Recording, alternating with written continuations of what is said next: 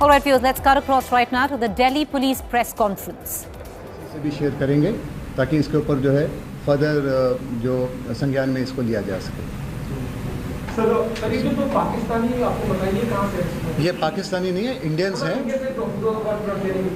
हाँ, ये इनका नाम है उसामा और Zeeshan. So were they also trying to do a targeted killing, because the early input was also suggesting that Pakistan is trying to target many particular personalities? Yes, exactly. इसमें क्या है कि जो एक्सप्लोजिव्स और आईडीज़ हैं उनको तो फेस्टिव सीज़न के दौरान जो हैवी फुटफॉल वाले एरियाज़ या जहाँ बड़ी गैदरिंग है वहाँ पे यूज़ होना था, लेकिन जो पिस्टल्स भेजी गई हैं ये इंपोर्टेड पिस्टल्स हैं जो, और हाई क्वालिटी की पिस्टल्स हैं, इटालियन पिस्टल्स हैं ये, और एमुनिशन जो है ये टारगेटेड किलिंग्स के लिए यूज़ होना था। ऐसी हमारी जो इनपुट्स थी वो सजेस्ट करती है। But the recovery has also been made from Uttar Pradesh. So what are the bases for which they were targeting, which is the area they were focusing? ये जो इसमें जो इन्होंने जो बॉम्ब ब्लास्ट करने थे ये दिल्ली, यूपी, महाराष्ट्र और अदर स्टेट्स में इनके लाइकली टारगेट्स थे। हाँ जी, अभी तक तो नहीं, लेकिन दीज आर अर्ली डेज, क्योंकि अभी तो हमने आज से ही अरेस्ट शुरू करी है।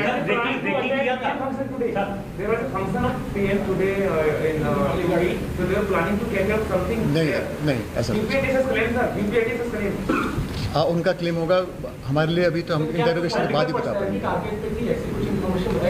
देखिए ऐसा है, जब तक कंफर्म ना हो जाए तब तक स्पेकुलेशन नहीं करना चाहेंगे। सर, क्या यूपी इलेक्शन से पहले कोई यूपी में उत्पात मचाना, कोई आतंकी घटना को अंजाम देना उनकी साजिश में था? देखिए आज ही अरेस्ट शुरू हुई है, अभी जो है प्रिलिमिनरी प्रेस कॉन्फ्रेंस है, मे बी अगर आगे कुछ डिटेल्स होंगे अभी नहीं कुछ कह सकते। अभी तो रैगिश शुरू ही नहीं हुई थी, लेकिन जो हमें जो इनपुट्स है, जो इनको इंस्ट्रक्शंस आ रही थी, उनसे लगता है कि जो फेस्टिव सीज़न पे इन्होंने जो हमारी जहाँ पे कि गैदरिंग्स होती है, नवरात्रि फेस्टिवल्स होता है और जहाँ रामलीला होती है, वहाँ पे वो उनका लाइकली टारगेट था, लेकिन इसमें अभी आगे और इंटरोगेशन होनी बाकी है। तो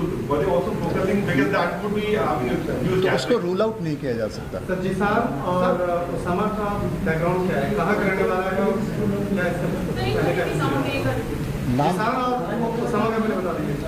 नाम आप सुन लीजिए। एक जान मोहम्मद शेख हैं, ये महाराष्ट्र के रहने वाले हैं, 47 ईयर्स एज है।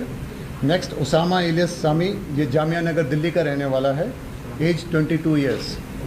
थर्ड है मूलचंद एलियस लाला, 47 ईयर्स, रायबरेली यूपी का रहने वाला है।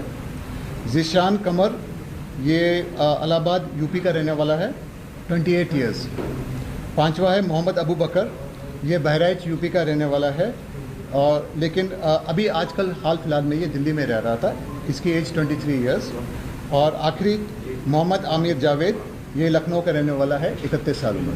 सर, किस तरह के हथियार और विस्फोटक इनके पास बरामद हुए? अभी जो किस तरह का एक्सप्लोजिव है ये तो एक टेक्निकल या कॉम्पिटेंट एक्सपर्ट ही बता सकता है। हमें तो लगता है कि ये एक फुली फंक्शनल आईडी थी, और जो उसमें जो है जो बातों से जो हमको पास जो टेक्निकल वो है, उससे लगता है कि इसमें RDX फिट था, और जो हथियार हैं मैंने बताया वो इटालियन पिस्टल्स। फंडिंग का बता दीजिए, कहाँ से आई?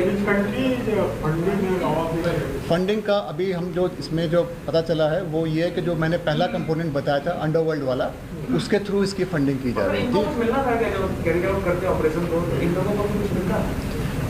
ये तो एक तो आइडियोलॉजिकली मोटिवेटेड थे, ठीक है, उसी की वजह से ये रेडिकलाइज होने के बाद ही ट्रेनिंग के लिए वहाँ गए थे, और बाकी इनको फंडिंग में कुछ कैश कंपोनेंट मिलना था या और कोई बात थी, वो इंटरोगेशन में है।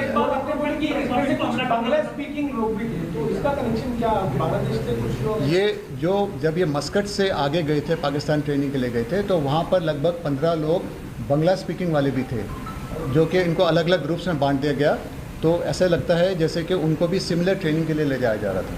ये जो दो पाकिस्तान में ट्रेन हो गया है, ये पर्टिकुलरली यूपी के बेस जो बाकी 4 लोग हैं, जैसे एक महाराष्ट्र का, बाकी 3 उत्तर प्रदेश में, इन पे क्यों फोकस कर रहे हैं? कोई स्पेसिफिक रीजन उसका इनका कि यूपी सेंट्रिक काफ़ी ज़्यादा उनकी रिक्रूटमेंट? नहीं, इसको यूपी सेंट्रिक नहीं कहा जा सकता, ये तो it is spread over all the states, spread over, it's a multi state operation. Sir कितने दिन की पीसी मांग रहे हो, कितने दिन की पीसी मांग रहे हो लेंगे? ये तो जी कोर्ट का मैटर है, विल अप्लाई, हम तो 14 दिन की मांग रहे हैं। चलेंगे? हाँ, कोर्ट में पेश करें। कितने दिन की पीसी मांग रहे हैं बता दीजिए sir. Anything from this side? Neeraj sir, ये तो ओपन कोर्ट में बोलोगे सर। कहाँ पर जी? सर हाँ, इन छह आपस में क्या लिंक कैसे हुआ सर? इनके ऊपर कौन? जैसा मैंने बताया, इसमें 2 कंपोनेंट्स हैं। एक है अंडरवर्ल्ड वाला कंपोनेंट, उनका काम था आईडी को सेफली क्रॉस कराना और उसके बाद उसको सिटीज़ तक पहुंचा देना। और दूसरा कंपोनेंट था जिनका काम था कि इनके इस्तेमाल की जगह ढूंढना, कि कौन से फेस्टिवल में कहाँ पे इनको इस्तेमाल किया जा सकता है, वो करना, उसका उनको प्लांट करना। तो ये 2 कंपोनेंट थे और इनका आपस में जो कोऑर्डिनेशन है वो सारा क्रॉस द बॉर्डर से किया जा रहा था। तो that is why we are saying कि ये एक पाक ऑर्गेनाइज्ड, एक कोऑर्डिनेटेड वो है जिसमें कि ट्रेनिंग भी वहाँ से हुई है और ऑर्गेनाइजेशन और कोऑर्डिनेशन भी सारा वहीं से किया सर है। एक बार ये बता दीजिए ना, कितने दिन की पीसी मांगोगे? तो ओपन कोर्ट में ही बोलोगे। हम तो 14 दिन की मांगे। 14 दिन की ना, ठीक है सर। Thank you.